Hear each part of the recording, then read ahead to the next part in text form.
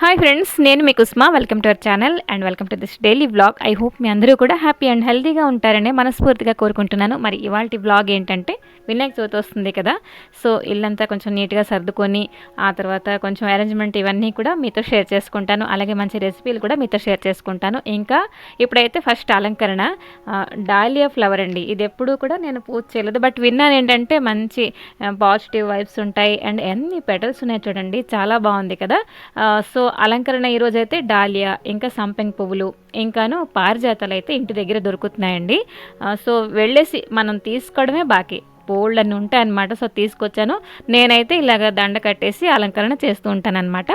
So ఇంకా పూజ అలంకరణ ఇవన్నీ అయిపోయాయి. సో ఫస్ట్ ఇంకా వాటర్ వస్తుంది. వాటర్ అయితే ఇక్కడ పట్టేసుకుంటున్నాను అనమాట. సో ఇప్పుడు ఏంటంటే మెయిన్గా హాల్లో వినాయకుడు అంటే గణపతి పూజ అవుతుందన్నమాట. సో ఫస్ట్ ఏంటంటే సోఫా మీద ఎక్కడలేని సామాన్లు ఉంటాయి మాది. అదేంటంటే అవన్నీ తీసేసి సోఫా కవర్లు తీసేసి ఇంకా సోఫా కూడా అటు సైడ్ టీవీ సైడ్ అయితే జరిపేస్తాను అనమాట. ఎప్పుడు కూడా ఇంచుమించుగా 3-4 ఇయర్స్ అయింది ఈ ప్లేస్లోనే పూజ అయితే చేస్తున్నాము. అయితే ఇంతకు ముందర ఏంటంటే దేవుడి గుడి కిందకి ఒక బాక్స్ పెట్టేసి చేసేదాని అనమాట. సో కానీ మనం గణపతి పూజతో పాటు ఇంటి దేవుడికి కూడా మనం పూజ చేస్తుంటాం కదా, అంటే నిత్య దీపారాధన కూడా మనం చేసుకోవాలి కాబట్టి ఆ ప్లేస్ కొంచెం సెట్ అవ్వలేదు. ఈ సోఫా అయితే జరిపేసి సెట్ చేసుకోవాలి. సో ఇప్పుడు నేను చేసుకోబోతున్నాను ఏంటి అని అంటే, కర్టెన్స్ అన్ని మార్చుకోవాలి, సోఫా కవర్స్ ఇవన్నీ క్లీన్ చేసుకోవాలి, అట్ ది సేమ్ టైం వంట ఇవన్నీ కూడా చూసుకోవాలి. అసలు బట్టలు ఆరే ప్రసక్తి లేదండి, అలా వాన పడుతూనే ఉంది. నిన్నైతే మార్కెట్కి వెళ్ళి వచ్చాను. గణపతి బొమ్మ, ఆ తర్వాత కొన్ని పళ్ళు, ఇన్ని రేట్లు కదా మరి అడక్కండి, బురదమయం మార్కెట్ అంతా. ఆ తర్వాత ప్రతి ఒక్క వస్తువు చాలా రేట్ అనమాట. ఏదైతే పళ్ళు అంటే కాంబో ఒకటి ఉంటుంది కదా, అదైతే మరి తిరుగులేదంటే 250 రూపీస్ అన్నారనమాట. అంటే ఏంటి, బేరం ఆడకూడదు, కాంటుబట్టుగా తీసుకొని వచ్చాను అనమాట. ఇంకా పత్రి ఇలాంటివి ఏంటి ఇంకా దొరకలేదు. ఇంకా సోఫా కవర్లు, ఆ తర్వాత డోర్ కెర్టన్లు ఇవన్నీ ఏవైతే ఉన్నాయో బోల్డ్ అంత డస్ట్ ఉన్నాయి కాబట్టి డైలీ వేర్ బట్టలు అవైతే కలపలేదు, సెపరేట్గా అయితే ఉతికేసాను అనమాట. అండ్ ఇక్కడ మరొక సెట్ డోర్ కెర్టన్ ఇవన్నీ కూడా వేసేస్తున్నాను అనమాట. మిగతా కొన్ని క్లీనింగ్ అయితే అంటే పెండింగ్ ఉన్నాయండి, అవి అయితే రెండో పూట చేసుకుంటాను. మార్నింగ్ ఎలాగో మనకి కొంచెం, ఎందుకంటే వాటర్ వస్తున్నప్పుడు కొంచెం క్లీనింగ్ పని చేసేస్తే కొంచెం వాటర్ కూడా కలిసి వస్తుంది, మోటార్ వేయక్కర్లేదని చెప్పేసి చేశాను. ఇక్కడ వంటింటి దగ్గర ఈ కర్టెన్ చూస్తున్నారు కదా, ఇదైతే ఇంతకు ముందర ఉండే ఇంట్లోని ఇలా రాడ్ కాదు, మామూలుగా ఒక స్ప్రింగ్ కట్టేసి అంటే వేసేవారనమాట. దానికి నేను ఏం చేశానంటే చిన్న రింగులాగా ఇలాగ అటాచ్ చేశాను. సో దట్ ఈ ఇంటికి కూడా మన రాడ్కి కూడా పెట్టుకోవచ్చు. ఉతినే దానికోసం సెపరేట్గా డోర్ కర్టన్లు అయితే తీసుకోలేదు. టిప్ నచ్చితే తప్పకుండా ఫాలో అవ్వండి. ఇప్పుడైతే ఫ్రిడ్జ్లో దూరిపోయాను. ఈరోజు recipe south Indian special sambar చేసుకోబోతున్నాను. అంతకంటే ముందు గణపతి పూజ వస్తున్నది కదా, ఒక మంచి నైవేద్యం రెసిపీ మీతో షేర్ చేసుకుంటాను. అదేంటంటే అటుకులతో లడ్డు అండి. గణపతికి లడ్డూలు అంటే చాలా ఇష్టం కదా. సో బేసన్ లడ్డు, తర్వాత బూందీ లడ్డు ఇవన్నీ కూడా రకరకాలుగా చేస్తుంటాము. సో ఇది అటుకులతో తయారనమాట. సో ఫస్ట్ ఇది ప్రొసీజర్ చాలా ఈజీ అండి, రెసిపీ కూడా చాలా టేస్టీగా ఉంటుంది. కడాయిలో కొంచెం నెయ్యి వేసుకొని అటుకులు అయితే 2 కప్పుల వరకు తీసుకున్నానండి.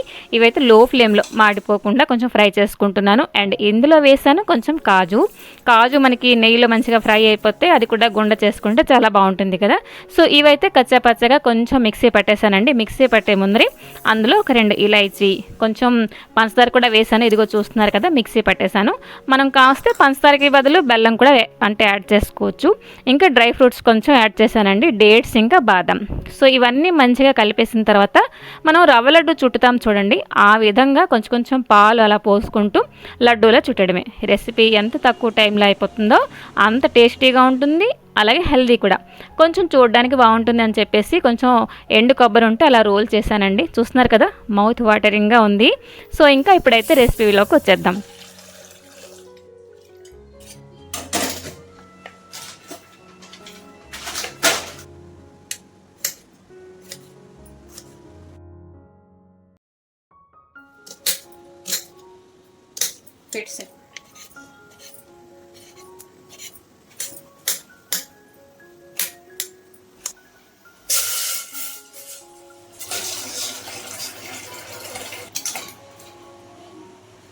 ఇంకా ఇదిగోండి పప్పు అయితే మంచిగా ఉడికిపోయింది. ఇంకా సాంబార్ కోసం పులుసులో ముక్కలన్నీ వేసి ఉడికిస్తున్నాను. కొంచెం పప్పు అయితే తీసి పక్కన పెడుతున్నాను. మా అమ్మాయికి ఏంటంటే సాంబార్ చేసే రోజు కొంచెం ఆ పప్పు కొంచెం సైడ్కి ఉంచితే నంచుకుంటుందన్నమాట. తనకి అలవాటు, సో ఉంచేసాను. ఇంకా సాంబార్ ఏ రోజు చేస్తాను ఆ రోజు ఫుల్ థాళీ అని చెప్పుకోవచ్చు. ఒక కర్రీ, ఒక ఫ్రై కూడా చేస్తానండి. కర్రీ విషయానికి వస్తే ఇప్పుడు నేను చేసుకుంటున్నాను చిక్కుడుకాయ నువ్వుల పొడి. ఈ చిక్కుడుకాయలు మనం చక్కగా ఫ్రై కూడా చేసుకోవచ్చు, ఉల్లిపాయలు వేసి ఆవు కూడా పెట్టుకోవచ్చు. సో ఈరోజు కొంచెం పుల్ల పెట్టి ఉడికించేసి నువ్వుల పొడి కర్రీ చేస్తానన్నమాట. ఇంకా ఫ్రై విషయానికి వస్తే ఒక ఫ్రై అన్నాను కదా, ఒకటే అరటికాయ ఫ్రై చేస్తున్నానండి. లైక్ ఎలాగంటే థాళీలో ఆ మాత్రం క్వాంటిటీ ఉంటే సరిపోతుంది మా వాళ్ళకి, బట్ వెరైటీస్ ఉండాలన్నమాట. సో ఇదిగోండి అరటికాయ అయితే ఫస్ట్ కొంచెం మజ్జిగ ఇంకా మంచినీళ్ళు కలిపేసి కట్ చేసి అందులో వేసాను, సో దట్ నల్లగా ఉండదు. అండ్ రైస్ కూడా పెట్టేస్తాను అనమాట ఈ లోపల. ఇంకా నెక్స్ట్ ఈరోజు మా మెన్యూలో గెస్ట్ అపీరెన్స్ వచ్చేసరికి బూర్ల పిండి అనేది అప్పడాల పిండి రొట్టి చేస్తున్నాను. బూర్ల పిండి అంటే మినపప్పు అండ్ రైస్ కలిపేసి మిక్సీ పట్టేస్తాను అనమాట. సో అందులో కొంచెం హింగువ, సాల్ట్, ఇంకా చిల్లీ పొడి వేసేసి మంచిగా అంటే గట్టిగా కలుపుకోవాలన్నమాట. పల్చగా చేయకుండా ఆ మాత్రం గట్టిగా కలుపుకోవాలండి. కలిపిన తర్వాత ఇదైతే మనం పచ్చిగా ఇలాగే రైస్లోకి మనం సైడ్ డిష్గా ఉంచుకోవచ్చు. సాంబార్లోకి ఇది చాలా బాగుంటుందన్నమాట. ఈవెన్ పప్పుల్స్లోకి కూడా బాగుంటుంది. అండ్ తవా ఫ్రై కూడా మనం చేసుకోవచ్చు.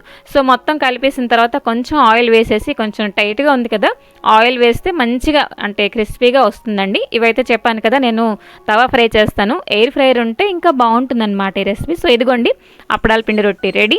ఇంకా సాంబార్ అయితే మొత్తం ఉడికిపోయింది.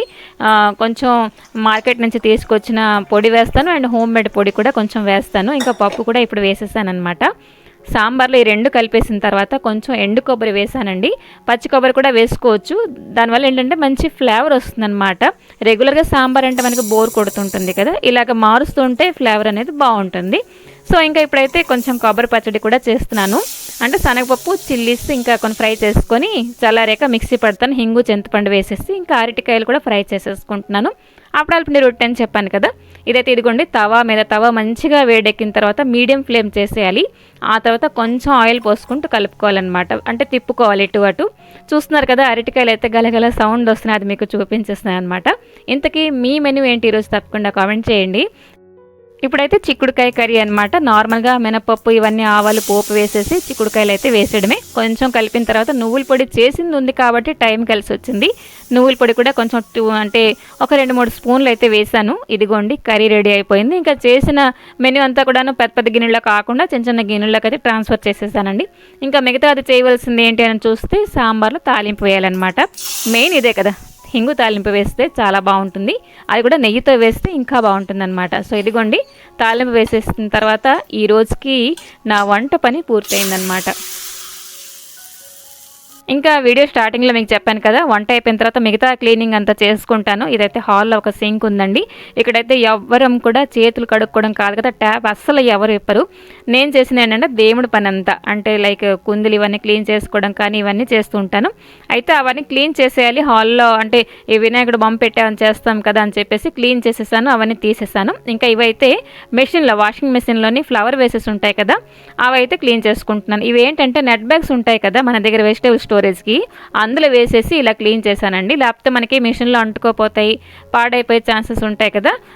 ఒక పనికి 2 పనులు కంప్లీట్ అయినలాగా అనమాట. నెట్ బ్యాగ్స్ క్లీన్ అయిపోతాయి, అట్ ద సేమ్ టైం మనకి ఫ్లవర్ వేసెస్ కూడా క్లీన్ అయిపోతాయి. ఎందుకు చేశానంటే క్లీనింగ్, ఒకటి కొంచెం డర్టీగా ఉండేను, ఇంకోటి ఏంటంటే వినాయక చవితికి డెకరేషన్కి ఏవైనా ఇది పనికొస్తుంది అని చెప్పేసి ఇక్కడితో ఆపేద్దాము. నచ్చింది లేదు తప్పకుండా కామెంట్ చేయండి, నచ్చకపోయినా కామెంట్ చేయండి. మరొక మంచి బ్లాగ్తో మేము ముందరికి వస్తాను. Till then take care and bye bye.